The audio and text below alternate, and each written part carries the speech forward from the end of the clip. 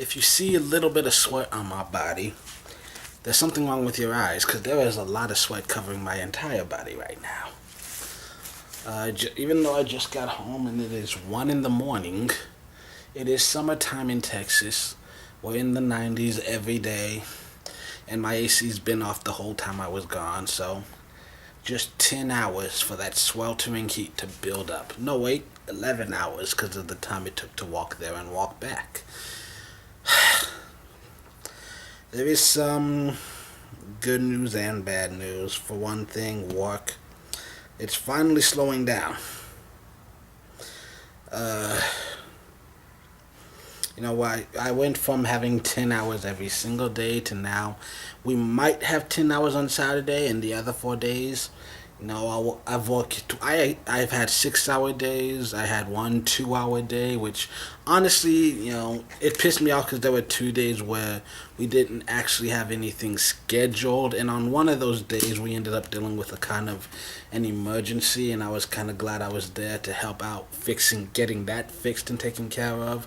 And I'm worried. I'd be worried if about them handling it without me because someone would mess up somewhere. I mean, someone did mess up somewhere, and I kind of had to go behind him and fix it the next day. But I wouldn't have even known where to look if I hadn't been there to watch him mess up the day before. Whatever, you know what I'm saying. So yeah, so that first Tuesday, just because of the disaster we had to fix, it ended up being a long day anyways, and so it ended up being worth showing up. But the day after that, like 2 straight days where we don't have like a single reservation, and just normally, they'd call in and say, hey, you don't have to come in if you don't want to.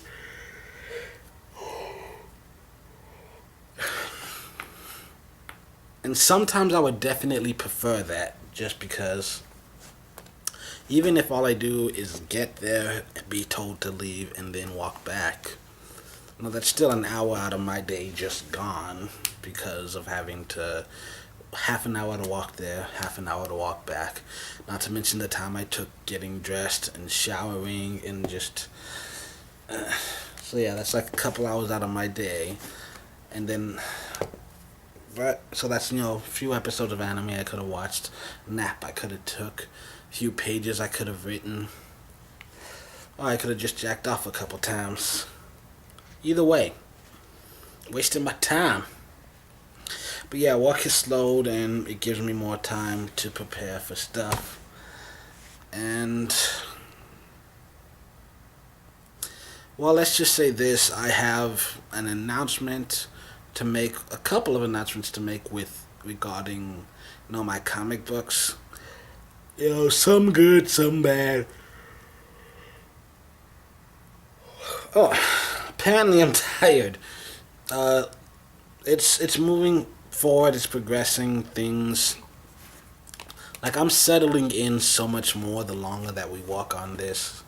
It's also getting easier to be an asshole about things because like they know that I'm not doing it to be mean. That it's just I'm a perfectionist, and at the same time, like I can tell when they're giving their best effort and when like, yeah, we need a little more from you, and I don't feel as bad about just straight up saying it anymore.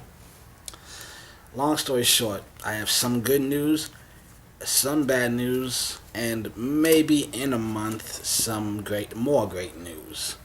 Who knows? We'll see what happens, but I'm trying not to talk. I don't want to talk too much about specifics. Just know that things are happening, and with my autobiography, I'm gonna start working on it again. I took some time off. I finished it in back in March, and I decided to take some time, let it sit, come back to it later. I've only got one review so far.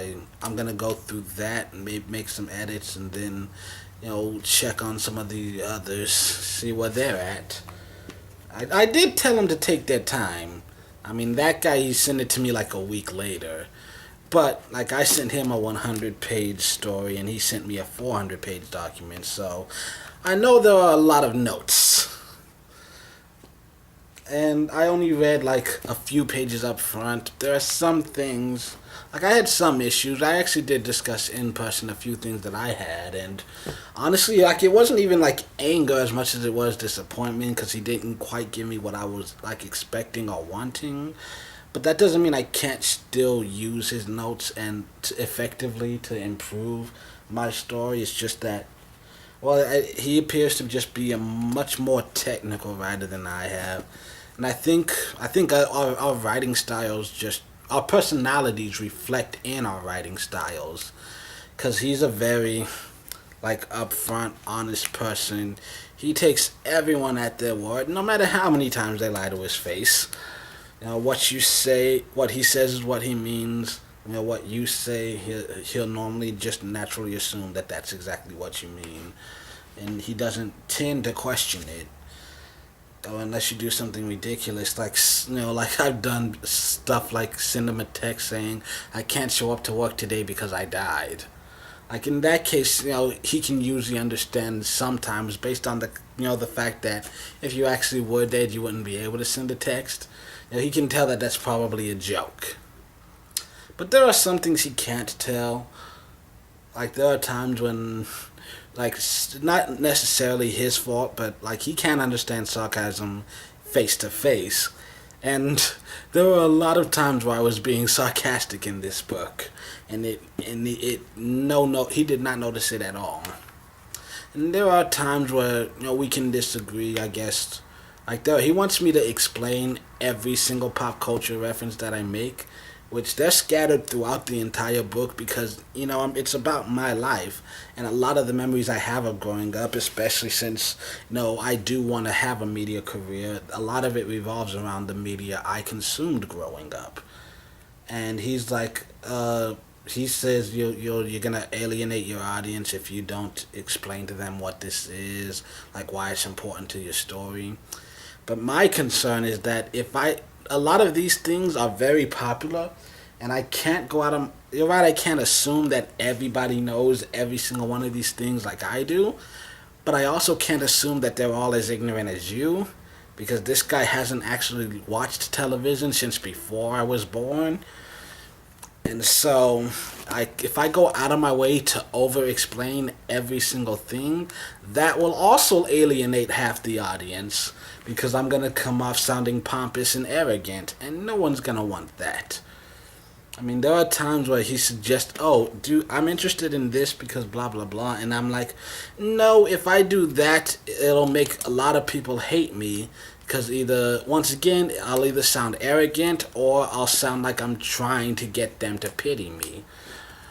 And, a lot of it's just, I mean, like I said, just us understanding it differently. And there are times when, like, it comes down to the specificity of words.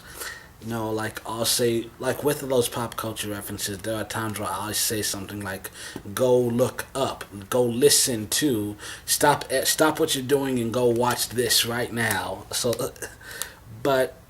And so he's saying that I assume they know? No. If you pay attention to the words, I'm giving a lot of calls to action, like cueing you to put the book down and go do this, if you wish to have a deeper understanding. But there are also times where, the medium is the message. Like the fact that this TV show had a profound effect on my life is more important than the actual contents of the TV show itself as pertaining to the story. And I don't want to over explain everything, and once again, everyone pissed off at me because I'm acting like I'm the only one who's ever seen the Everwood. I mean, it had a big audience. There are plenty of other people on this planet who loved that show and, like me, sat there and watched every single episode every single week. Plus, it would slow down the pacing far too much.